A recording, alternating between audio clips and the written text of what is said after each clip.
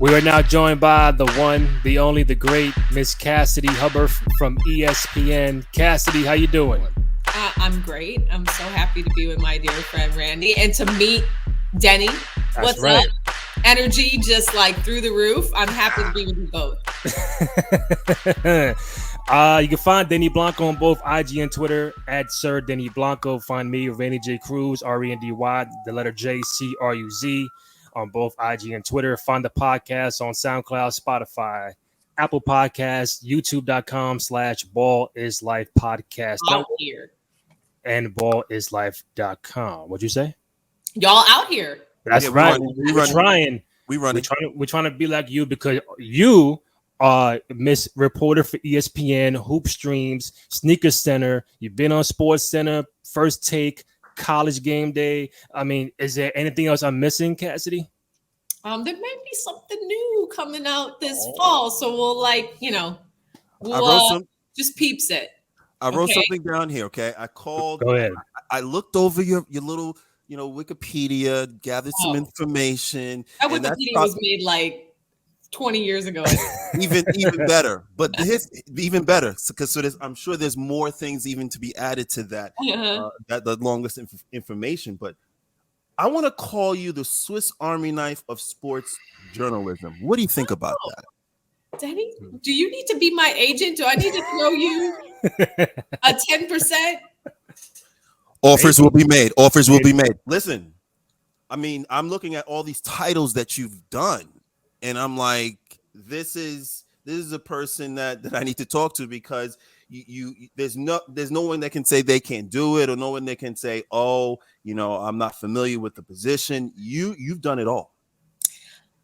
Well, thank you. I mean, I've done a lot. I put it that way. I've done a lot at ESPN. I was fortunate to like ESPN being one of my, first jobs. Like I started there in 2010, so that's 12 years ago. And to kind of like have ESPN get in on like the ground floor. So I wasn't hired by the typical like talent office. I was hired by the digital media group. So I kind of like took a backdoor into ESPN, and starting on that ground level allowed me to kind of just use it as a way to climb my way up. And so I started in digital, and then I went and started doing some ESPN news shows like called the Highlight Express and Sports Center. And I was like, basically my college grad school was at ESPN. Like not a lot of people can say that. I was learning on national television, but being taught, the national level without having, the crazy viewership, but I was learning from the best of the best. And then that allowed me to kind of see where else I could fit in. And I like to say that like I've hosted every single show at ESPN except for NFL Countdown and trying to even think College Game Day. So I'm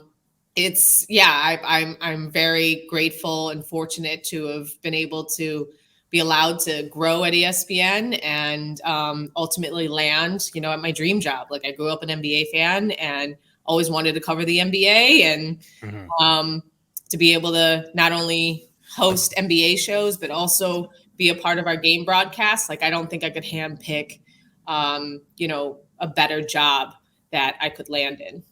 Right. So for me, I'll start here because obviously we're embarking on a new NBA season in a few weeks. And this show is predicated to give you your flowers and let you know what you've been done, how much you mean to us, the audience. Every NBA team, they go through the offseason, they go through the workouts and the vacations and, build their body together and do their own business things. But from a reporter standpoint, from the broadcaster standpoint, how do you recharge your battery during the off season to come back for a brand new season? So this off season was a little different because last year was a grind. And I'm not trying to pull out my violin because I think a lot of listeners would be like, I would kill for your job. Like, stop complaining. Everybody has their own thing. Everybody has their own still work, and I'm still on the road away from my family. But that's like right. This is, again, I said it's my dream. It's what I've always wanted to do. To be able to realize it is like I have to pinch myself. But this last year was hard because not only did I go to the bubble. and finished out that season. Then it was a short turnaround, to basically like get the season started on a shortened off season.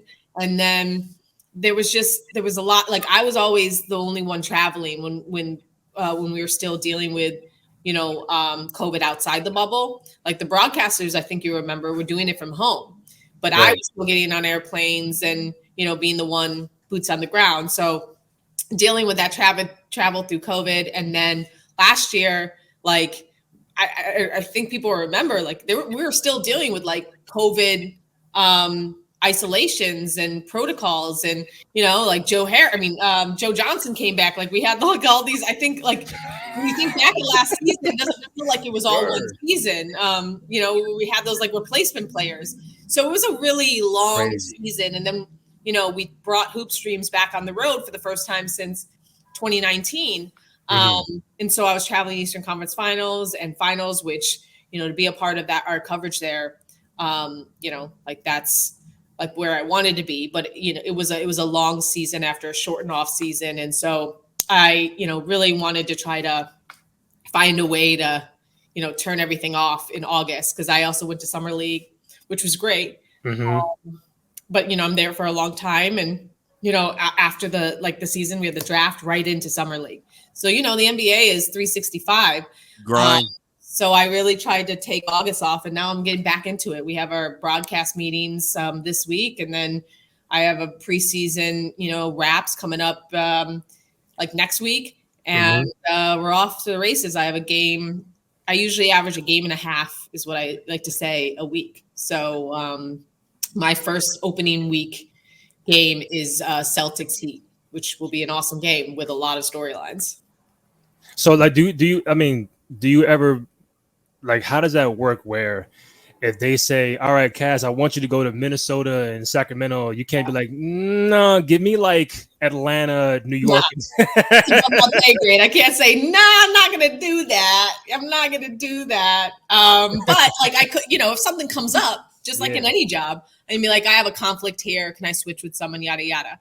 I will say, like, we always wait. All of us, like me, Doris, Breen, we're all, well, Breen always knows what he's going to get, but like, Mark Jackson, like, Lisa Salters, we always are waiting for our schedule, and we typically get our schedules like in bunches. Right. And in the playoffs, we don't know where we are, like sometimes a day ahead of time. So we're like booking travel to go, because they're trying to, it's like a big grid. Like they got to figure out where the A team goes, and then they fill in everybody else. And it's dependent on like, which games fall on which days. And we got to make sure that we have the best game or the highest rated possible game.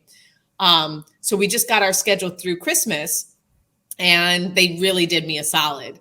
Like, I'm very thankful that the Knicks, even though some people may argue they're not deserving to be on Christmas Day at this point, but like, it's still Madison Square Garden, but they gave me the Knicks so I can have, Christmas night with my daughter, which is pretty amazing. Yeah. So, and I had it last year, which normally I would, likely be with like Mark Jones and Doris on whatever. I don't even know what the number 2 game. What's the number 1 game on Christmas Day? This Christmas Day schedule is a little strange. Like, what do you guys think of this Christmas Day schedule? Let me see. I find it weird. So LeBron to me is the number 1 draw, because he always is. So it's 2:30. It's Lakers. It's Lakers Mavs. But why did they choose the Mavs to go against LeBron? And if I'm LeBron, I would be mad as hell that you don't have me at home on Christmas Day. Year 20. True. Year 20, I'm LeBron James. You're making me travel on Christmas to Dallas to take on Luka? Yeah. I know like there's a crowning happening with like Luka, and like he's the next coming. But I just found that to be strange. Like, why not still make it Clippers, Lakers? Like, I know that's been a little bit of a dud in the last, couple years, but I don't know why you don't keep LeBron home. Then you got Memphis Warriors. Like, is that the number 1 game? I think it might be. I think technically like the most like competitive game, but is it the most compelling game?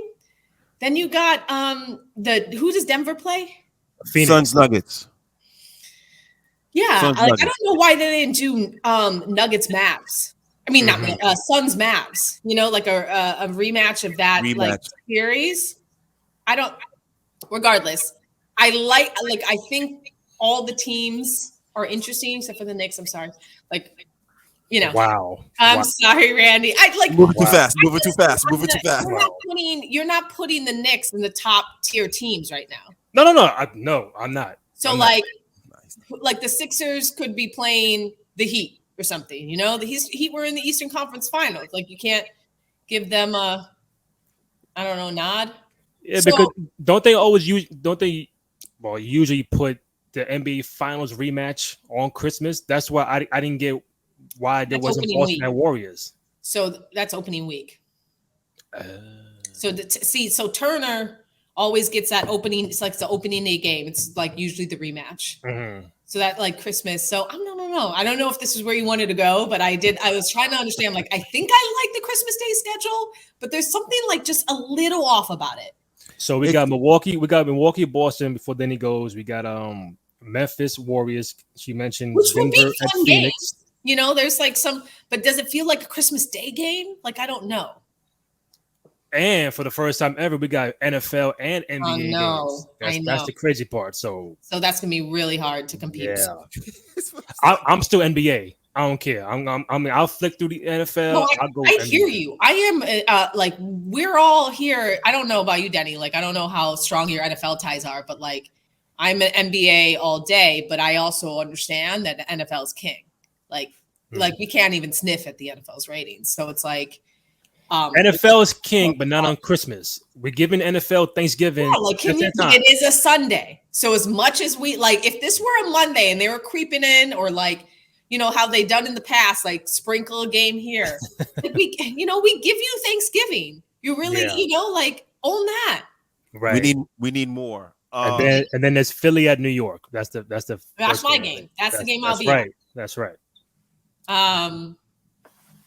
Listen, you just mentioned like football.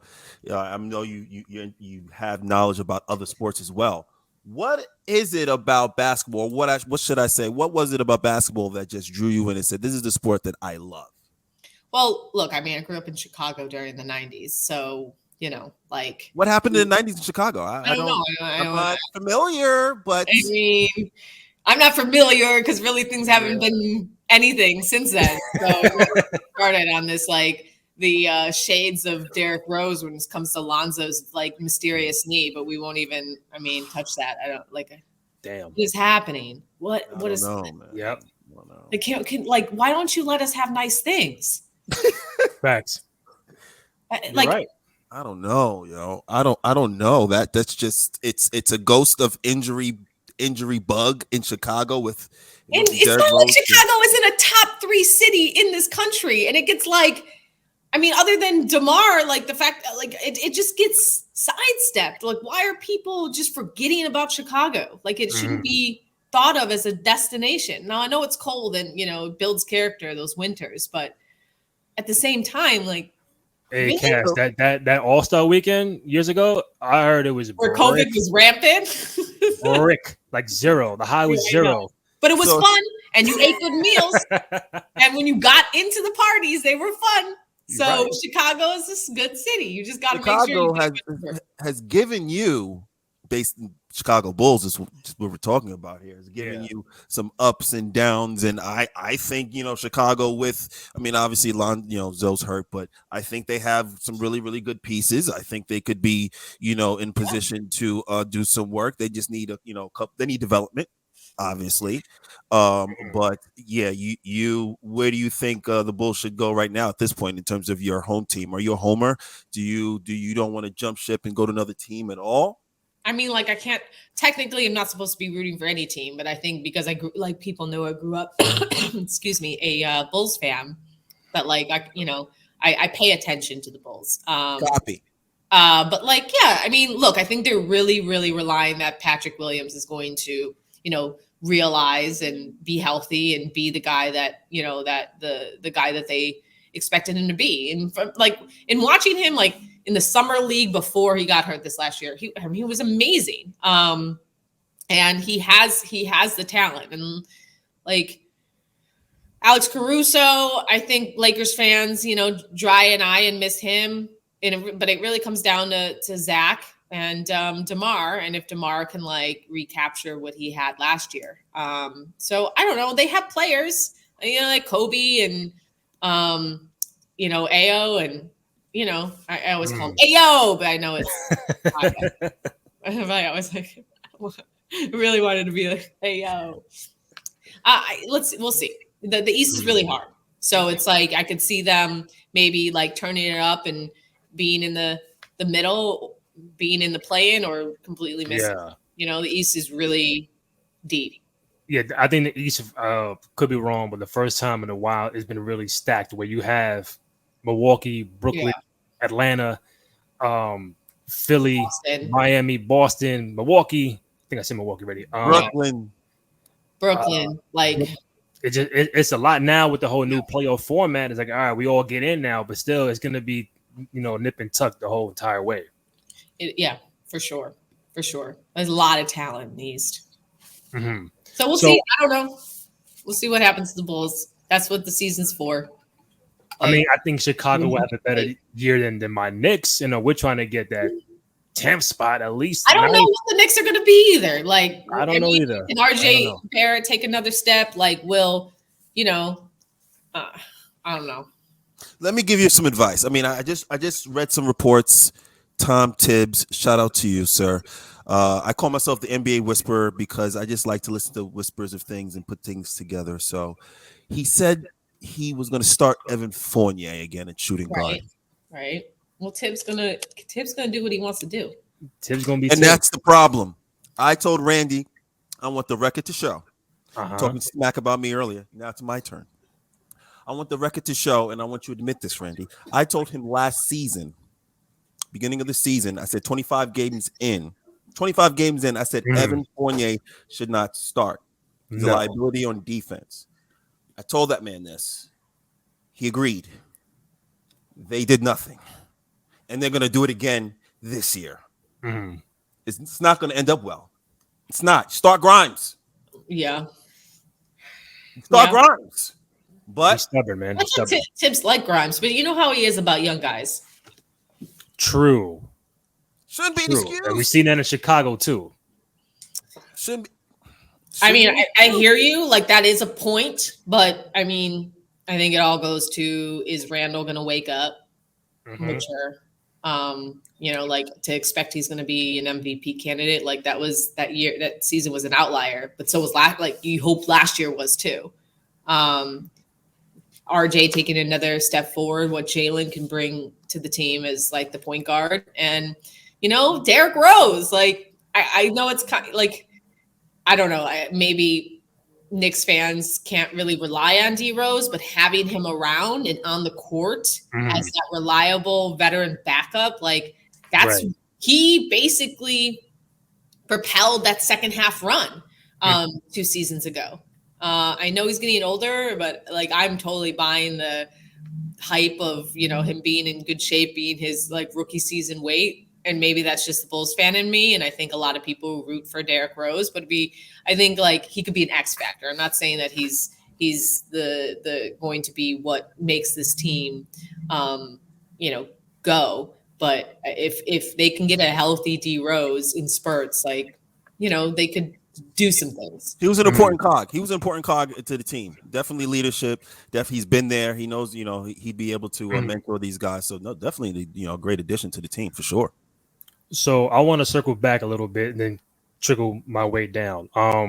Me doing the research for you, I came across that I guess your whole genesis of what you wanted to become career-wise was you watching Pam Oliver one day, watching NFL football Sunday, and he was like, you know what? That's what I want to do. But what was she doing? Like, what is the aura of her that made you see that and say, you know what? Forget everything else that I was doing or wanted to do. This is what I want to focus on. Well, no, so that it just became me noticing, sports media shows. Like, so, I grew up watching sports with my family, obviously, but I never really paid attention to pregame or like the entertainment value of talking about the game.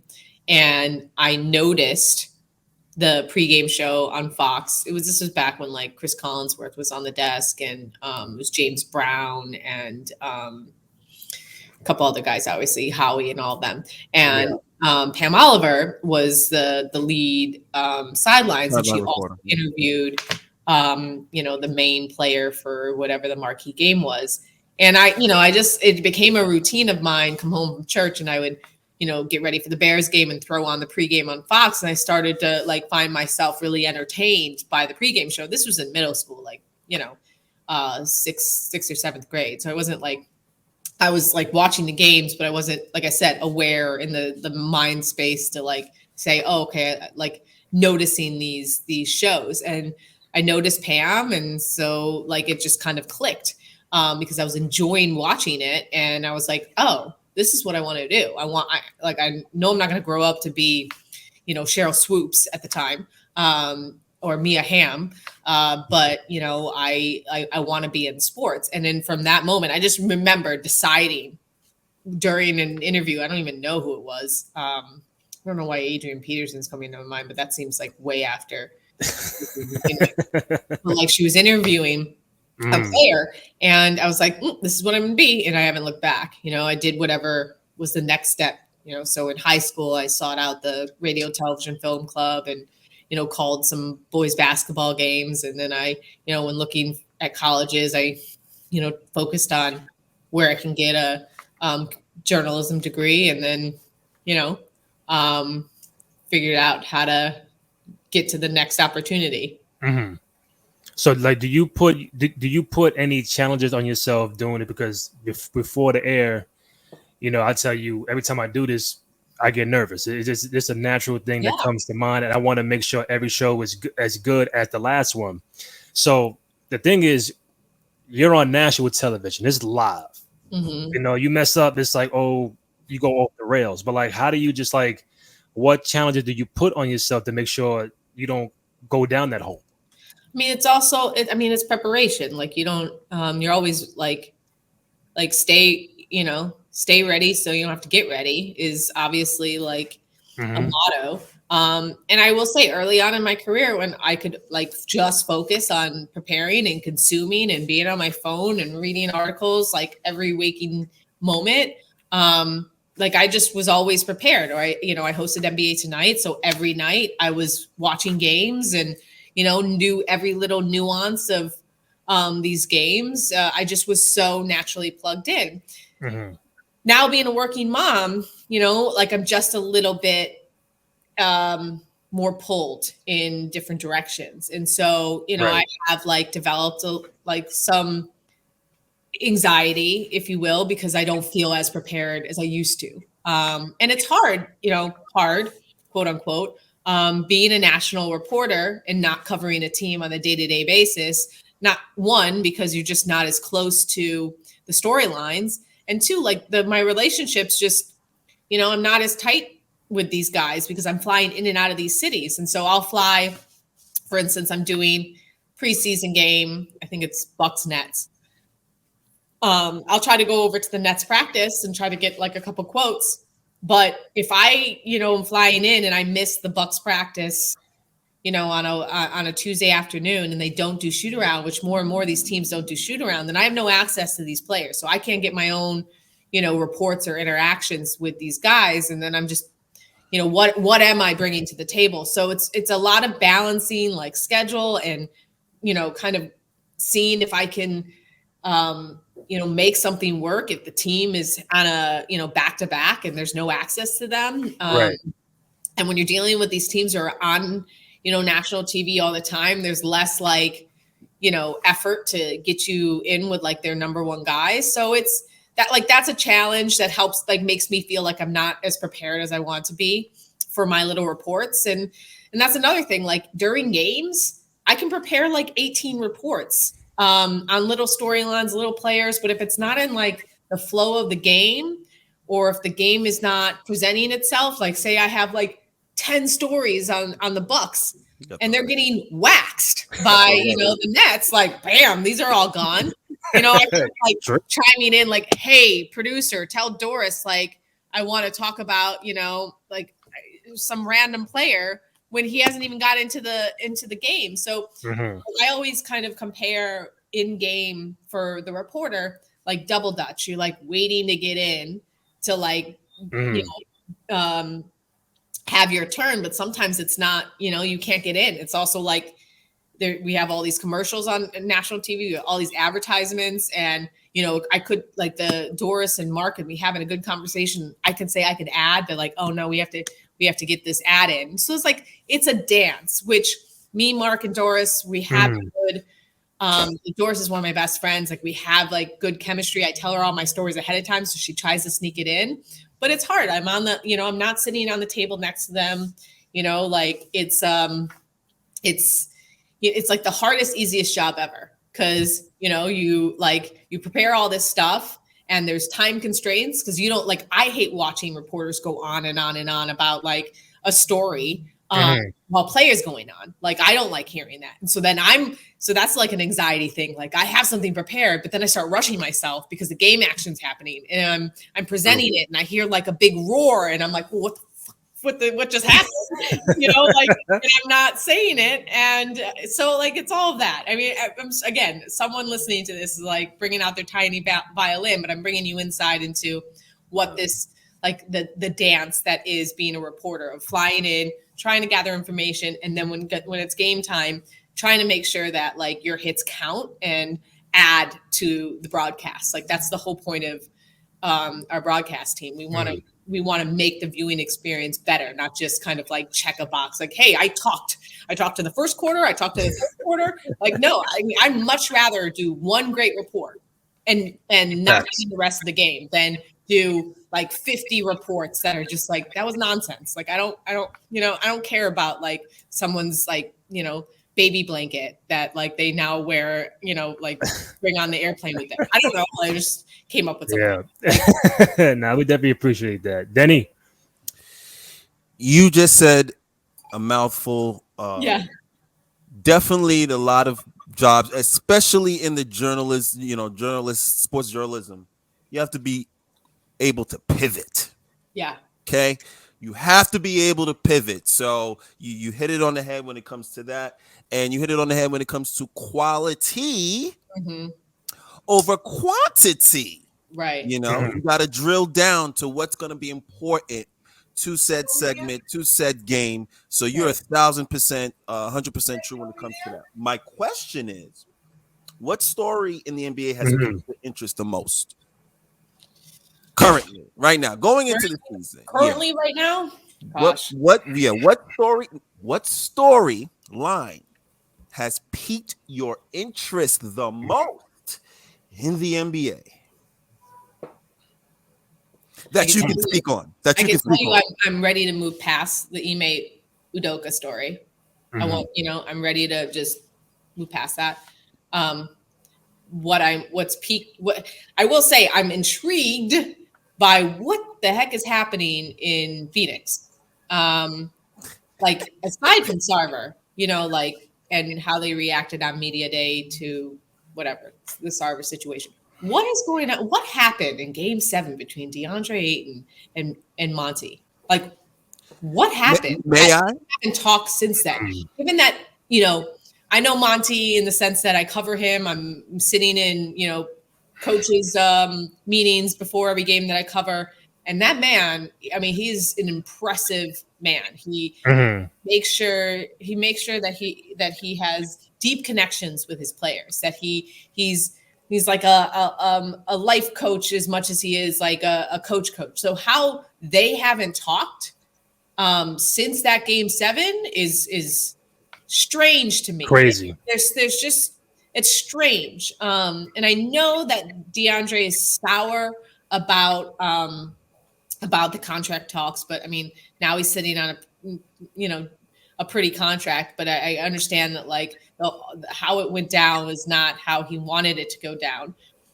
But, and how like early on in DeAndre's career in Phoenix, there was a lot of like maturation problems, and Monty was the one who challenged him, and Monty was like their relationship really like DeAndre acknowledged that Monty has got him to a place where, you know, like he was hitting that like alley-oop shot to win it in the, you know, Western Conference Finals. Like I'm so confused about what's going on with that group right now, because when you look at them and you look at the Celtics, they're returning, like on paper, they both look like they should be favorites again. True. Like if you're going on the vibe test, the vibes are not immaculate in either place. And I mean, granted, they're both dealing with two of the biggest off-season scandals. You know, so we'll see that. And honestly, like, am I intrigued by the Nets and if they can figure it out? Yes. Yeah. Yes. Yes. Yes. Like I don't know. Like I don't want any more, like, I don't want to talk about the Nets, like comments in the media anymore. I just want to talk about if they're playing good basketball. That's right. You know, so like I want to, like when I say, am I intrigued by them? It's like with a lump in my throat, because I'm like, yes, but I like it's not enjoyable. Like they haven't been enjoyable to cover. You know? I want to touch base on. I just want to just basically say, ladies and gentlemen, boys and girls, it takes a lot to win a championship. Yeah, it takes a lot. When you talk about Boston and Phoenix. Obviously, you saw the runs that they made last year, how daunting it is. Now just after that little taste, you're looking 2 to 3 years into the future, and you're like, let's start with just Phoenix. You're looking at the future, you're like, DeAndre doesn't even want to be there. He may be traded in January. If Monty Williams is not talking to you, I think that's a bridge that's burnt, and I don't think that can be that relationship. I don't know. That's one. Then you have obviously the situation in Boston. Distraction. The word distraction doesn't even you know, I don't even want to use that word, because it's way more than that. So I don't. Jason Tatum finding out this information on Twitter is flagrant. Like, I just say that one more time. It's flagrant. He found out on Twitter. Investigation for months, as they said, but from my understanding, it was weeks. Tell your star player that they didn't. You know, and for all of them to say they saw Ime for some workouts like a couple weeks ago. Jaylen Brown said that, right? Jaylen Brown said that. You know, it's strange, but again, this whole situation is just unfortunate for everyone involved. And I covered Boston more than any other team last year. And as much as Monty, Coach of the Year Monty, had an impact on how successful the Suns were last year, Ime was a big part of that, because he challenged Jalen and Jason in ways that they hadn't been before, and they respected Ime, and that just combination really flipped a switch. You know, at first it was like he was challenging them and they were resisting it. Early on in the season, it was a mess in Boston early on in the season, and then they just got over this hump and they came together. Like, that was the problem with the Celtics. Like, they just were all these like individual moving parts, but like Ime implemented, you know, the defensive strategy that really turned that whole team around, and they were the favorites heading into the finals last year. So over the Warriors. So it's just, I don't know Joe Mazzulla. I mean, I know that he has a lot of respect in Boston. But this is just, I don't know how, like, I know going through that experience in the finals, you can't take that away. And there's lessons learned that are going to be embedded in you. But like, it's still a long season. As you said, it's hard to win a championship, and they don't have Robert Williams, which is just as big of a story. But it's a huge story as well in the shadows of this Ime stuff. So it's just like, to me, when I said like I'm over the Udoka stuff, Boston, because Boston has more bad news other than just losing Ime and how they're going to overcome that. Yeah, I mean, like I said, their aspirations for a championships, I don't know what that's going to look like this year with everything swirling around them. And then you brought up the Nets, my Nets. Thank you, Randy. My Nets. Did you enjoy watching them last year, Denny? Like, did you enjoy that whole fan experience of what that was last year? Before KD got hurt. Let me explain to you. Got hurt. Let me explain to you, Cassidy. When everything was healthy, everyone was healthy and playing. Well, I read it. Yeah. Okay. You see what I'm saying? Like, so without speaking, I haven't seen this team healthy and together in about 2 or 3 years. But Joe Harris isn't even cleared to play yet. Like, who isn't cleared? No, he's still Joe Harris. That to me was an ankle injury. I think he was out. He's been out for 2 to 3 years. Like a year and a half, bro. A year and a half. No, yeah. It feels like 2 to 3. Competed in the. It feels like conference final or the semis, right? Semis, yeah. It feels like okay. So I don't know. Okay, Joe. Then you got Ben. I don't know what's going on. Oh no, so he is cleared for training camp now. Okay. Okay, good. He's cleared. Then you got Ben. I just want Kyrie. Obviously, we have a full season of Kyrie. I would just love for these folks to play together 75 games, but I'm just wishing on a star. I'm wishing on a star. You know, that would make me feel good deep down inside after the James Harden situation, after Kyrie said, I'm not playing because of COVID, after Kevin Durant couldn't give me one, and they got swept last year. I just hope that they just come and just play, man. Just play. You brought up James Harden. That team I'm interested in. But, Joel was my MVP pick didn't change, at all last year. Like, no disrespect to Jokic, he's incredible. Like, Jokic is special. But watching Joel, to me, is like the most dominant player in the NBA. Before you go, don't bring that board out. Don't do that. I want to know how Joel, because Joel was he went through an emotional thing last year. What is that? This is Denny's top 20. This is the top 10 of the NBA. And this is how I have it ranked right now going into this season. I have Giannis, Steph, Joker, KD, Luka. And I have Bron, Tatum, Embiid, Booker, and Jimmy. All right? Now, you may look at that. I'm not putting Tatum over Embiid. Right. So you may move Embiid up a little bit higher. And, listen. And to me personally, I'm putting Embiid over Luka, but I understand the majority of people are be like, Luka is like undeniably. It's a hard argument. But like KD being, I forget what he was, like 6 or something in our rankings. 8th. He was 8th. 8th? Like to me, that's flagrant. LeBron is kind of just like a. Like, grandfathered in. I said it's grandfathered in. He's top 2 all time. So and he's still playing and he's still the best player on his team because, availability is the best ability when it comes to AD, yada, yada, yada.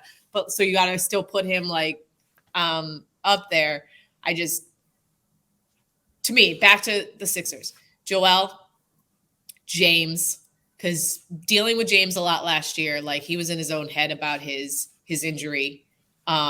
And then the whole emotional thing with Kyrie, I think he's going to be on a revenge tour. And now that him and Joe had a year together, that pick and roll, or we're going to see it develop even more.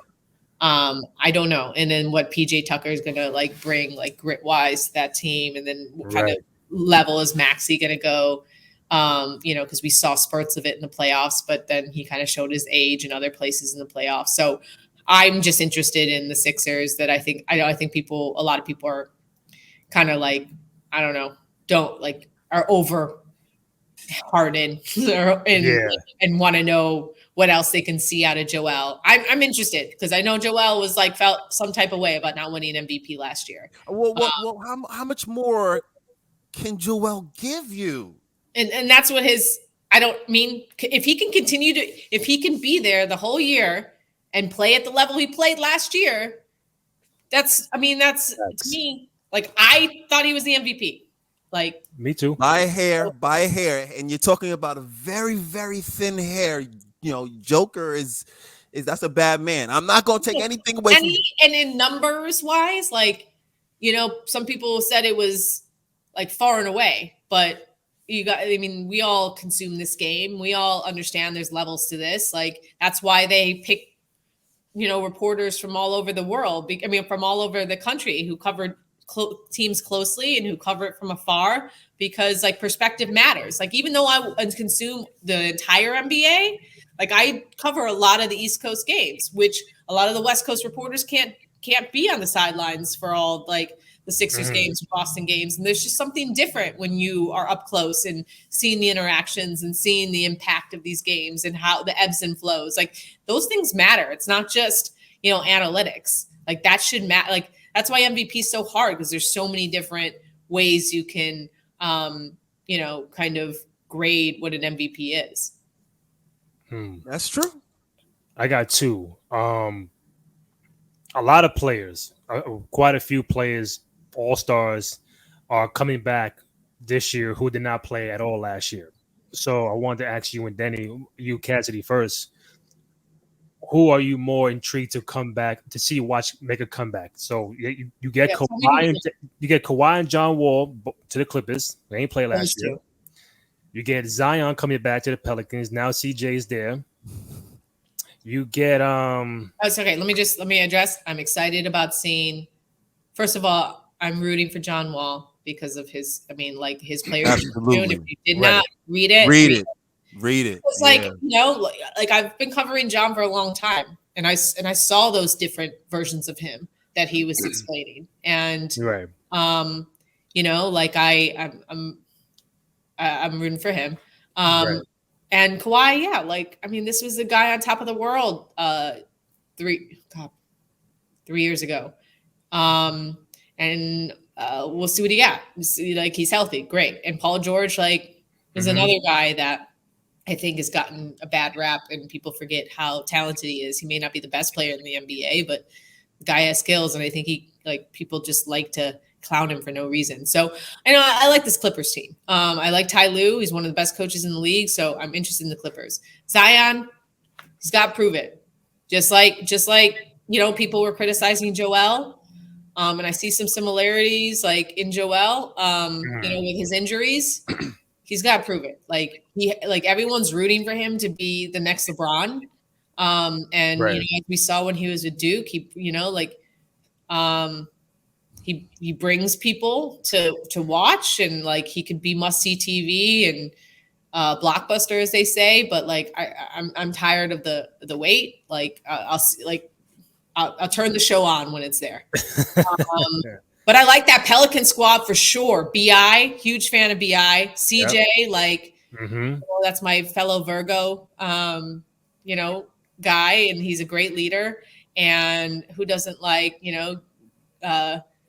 Grand Theft Auto?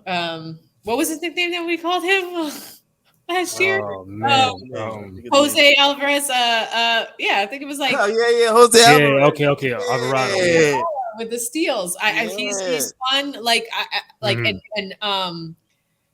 And Willie Green, as we talk about amazing people, leaders. He's salt of the earth type of guy. I understand why he's having success with that team, how he turned things around. So I really like the Pelicans. I'm just over the Zion hype until I'm ready for it to be realized. And you also get Porter and Murray back in Denver too. Well, I really like Jamal Murray. I know he really struggled last year. It was a mental strain on him being out. And not feeling like he was ready yet. And,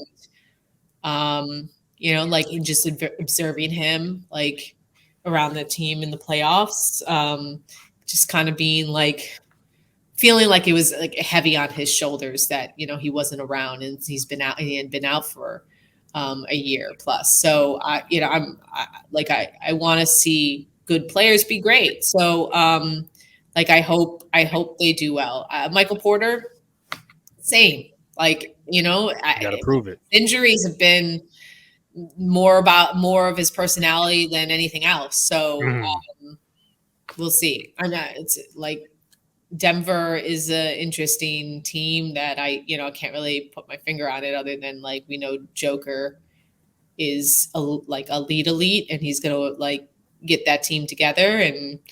But what does that mean in the end? Right. So I know me and you are very big MJ stands. You know, and you grew up in Chicago, that whole '90s era. People who know me know I'm a big Jordan fan. I still say he's the GOAT, but I'm gonna tie him in a second. So Denny, we're on pace to have a big career moment for LeBron. So he's on pace to break Kareem's scoring record and Magic's assist record in the same year. Mm-hmm. So my question is, we always have this MJ LeBron GOAT debate, right? But Cassidy, at some point, I still say Jordan, but at some point, when does the debate become a little? It gets real hot, where it's like, yo, listen, Never. LeBron is the scoring leader, the assist leader. He got a whole bunch of accolades and rings and all that. Like, listen, he might be, or he just right neck and neck with Jordan. When do we say, damn, it might be Hey, what do you hold against LeBron? me? No, Denny. What are you holding against LeBron? Oh, that's the thing. I hold nothing against LeBron. LeBron is the GOAT B. Go I'm with deep. you. I'm with He's you. not the GOAT. Again, I tell this, I'll repeat it again. I tell this to all the guests in terms of when he brings up this debate. I say, look, LeBron is great. And he will always be great. And he'll go down in history as one of the greatest players that ever played in the NBA. But the Jordan sign is on soccer player shoes, Yeah. football player jerseys, boxing mitts. Mm-hmm. Jordan's the GOAT. No, okay, so I agree with you. It is A, B. It is not 1-2 to me, whatever that means, however you want to like interpret that. You know, like 5 years ago, I came around to being like, yes, LeBron deserves to be in this conversation. Like, this was 5 years ago, like Yeah. 5-6 years Right. ago. Sure. It's not disrespectful to Michael Jordan that LeBron is legitimately in this conversation. But you wouldn't have LeBron without Jordan. And I'm not trying to say just because Jordan came first means he's the automatic GOAT. It's just what Jordan did for the NBA and its transition into pop culture allowed LeBron to be this supernova that he was and able to surpass even that hype that he had. And I think what makes LeBron GOAT be the greatest is what he's been able to achieve throughout his career because of like the hype that was only created by the stranglehold that Jordan had on pop culture, that it only built from there. And my whole take on LeBron is that he has surpassed every expectation. And even if he's lost whatever amount of finals, he still has been in those finals. Like, to what was it? Was it 9 straight finals he went to? That feat to me, to go to 9 straight finals was it 9 straight finals? Eight. Probably won't even be done. It won't be done again. Why this isn't in my head immediately? Finals. I think it was 2011 through 2018. 8 straight finals. Okay.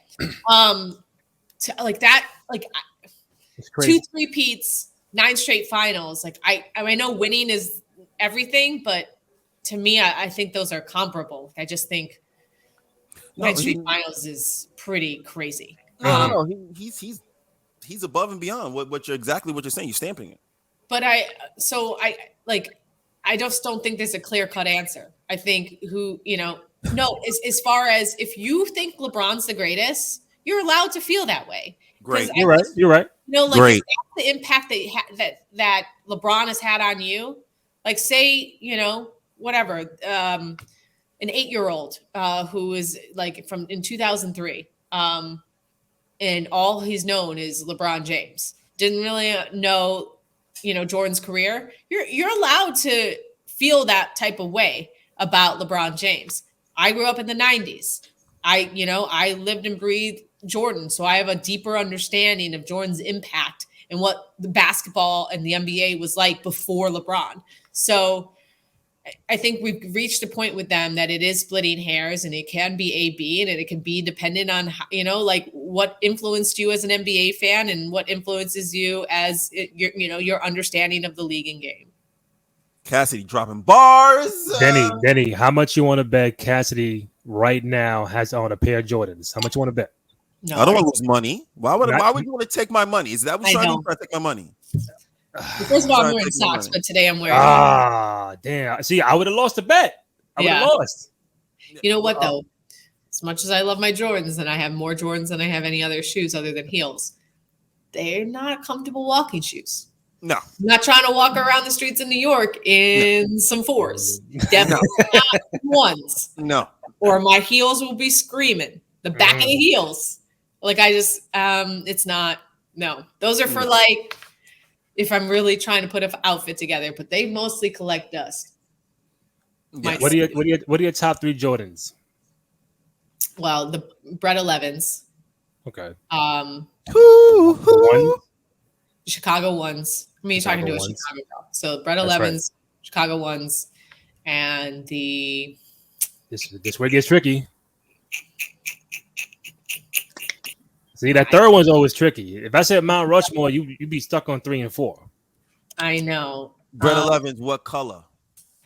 I guess if I'm really needing to like decide what is my third top 3 would be the cement 4s. Okay. But that's a hard one. That's a hard one for me. I think I will go the 11s. I mean, I gave you colorways. Oh, see now she flipping the game. She got colorways and everything. See what I'm saying? If we're just doing like She's the numbers, yeah. 11s, 1s, and 4s to me. Okay. All right. Like without a doubt. But like 3, like the 3s can be up in there too. I got the 11s. I got any one of those like the Olympic 8s, right? Or Olympic 7s. Right? Olympic 7s? Yeah. That whole Raptor and all that Bugs Bunny joint, I take the whole set. Yes. I take the 11s. I take the whole set. Those are just too clunky for me. I can't be like this, like the high. I don't know. 6s. The 6. I probably do the 6. The infrared 6. That's like a iconic shoe. I wear slippers, so I don't know. I know, right? Shut up. Shut up. No, this is 30 plus. Damn. I'm trying to be comfortable. Everybody. This is also hashtag. Excuse me. This is also hashtag mom life. That's right. We live in it. Mom life. Let's get it. Are you a fan of the first 3-peat or the second 3-peat? I think the second 3-peat. Obviously, I was a little older, and Rodman was kind of crazy. So kind of. No, I'm just saying, like that experience. A little bit. A smidgen. Ron Harper was my favorite player growing up. So really, Ron Harper. Yeah, I liked his grit and hustle, and he also wore 9, which was my number growing up. So. Okay. Also, Jordan's Olympic number. So that's right. That's right. So yeah. I would say the second 3-peat. Then you got any more before we wrap it up? What you got? I mean, I just want to again give you your flowers for coming on and repping hard. You came on and just you slapped Randy around a little bit, but that's okay. I'm still here. Yeah, you're still here. You're knowledgeable, smart. You shared some knowledge of how to basically get into the game. There are steps. You just got to find them, obviously, and follow through. But I just want to say thank you for taking time to speak to us today. I know you have a schedule, balancing job, baby, life. It can't be easy. So you took time to speak to us, and we appreciate you. This was fun. This was just like kicking it with my come on back. I'm here. We'll talk about like actual, games and not just, people. I like that. Happy heading into the season. So yeah, I'm ready. I mean, I'm ready. I'm not ready. I'm trying. Yeah, that's what I like too. Yeah, I'm ready for the season, but I'm also like trying to make sure. See, this is also like 30. I'm trying to make sure my back's okay for the flights and all of that. Like, don't Denny, get old, people. Don't get old. I used to be the young one on these broadcasts. No, Denny, Even reporters need the training room. They need the back massage, tape the ankle. They need that shit too, bro. They be traveling. They need all that. Until you've until you missed the gate, until your flight's been canceled. You know, you don't know what you're running with your luggage. Oh, I've done that. Until you've lived that life, you're really not familiar. But I'm familiar. Yes, I'm familiar. Yeah. So before we wrap up, Cass, like Denny said, we thank you very much for coming on. I know you're a very busy person. NBA is coming up, so you got a lot of shit to do. But I would tell you, you know, from what I see on you know, in person or on social media, that when Dennis mentioned to you earlier about you being a Swiss Army knife, I think you appeal to a lot of people because I think you just don't clock in, clock out, if that makes sense. I think what you do is you have fun in what you're doing. You know what you're doing. You got style, swag. You got the whole aura of like a basketball female, from the fashion to the wordplay and everything. I think that's why many fans of my age and younger appeal to you, because you just don't go out there, do your thing. Hey, ESPN, all right, see you next week, and that's it. Like you're all over the place, and that's why people on social media love you so much. And you probably noticed that already, but if you haven't, I'm telling you, and Denny would tell you the same thing. You just like, you had that aura, like, oh, you know what, I did Cassidy because she's one of us. You know what I'm saying? She's just not a regular employee at the network. She feel like one of us. So Randy. I mean, we were already besties, but like that's just that. Checks in the mail. You heard? Checks in the mail. You know, like that's just, there's so many things about this business. Like it's competitive. There's just like in any job, there's things that you want and you don't get, or there's things that like you're trying to get to the next level. But I think ultimately my goal is to stay authentic and stay true to myself and be a good person and treat my colleagues with respect, and, you know, hopefully garner that same respect back. And, you know, that what you just said to me means a lot. And it actually is helping me kind of recharge and get refocused into the season to try to figure out what means most. So yeah, I appreciate you guys. This was a great conversation. Like it really did. I think this is my first thing like that I've done heading into the season. So I'm ready.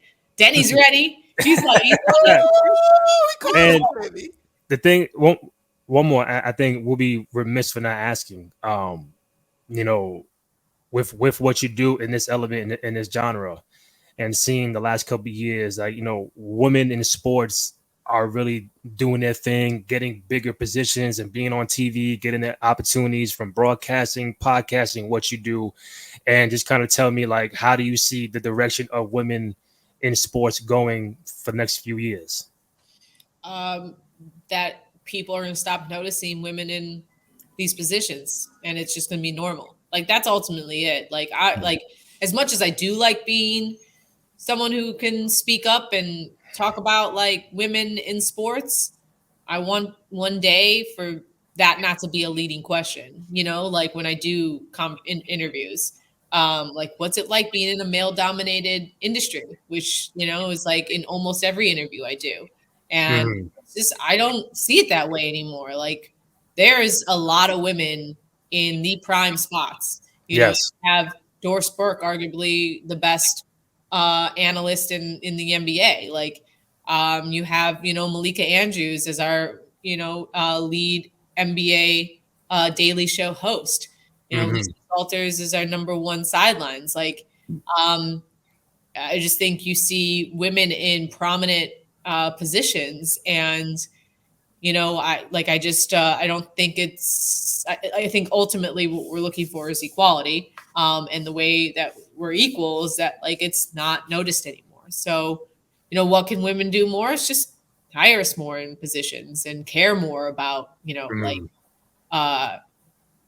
you know, the things we're doing, and hold us to the same standards, and hold men to the same standards that they hold us to, Right. You know, vice versa. So, you know, that's like kind of where I am with that, with, you know, when I'm asked that question, is like, I'm hoping we're turning a, you know, corner. We've turned that corner. Exactly. Well, on that note, Denny Blanco, at Sir Denny Blanco on both IG and Twitter, at Cassidy Hubbarth on IG and Twitter. Find the podcast on YouTube. I'm trying to hear whatever is playing in Denny's head. Bro.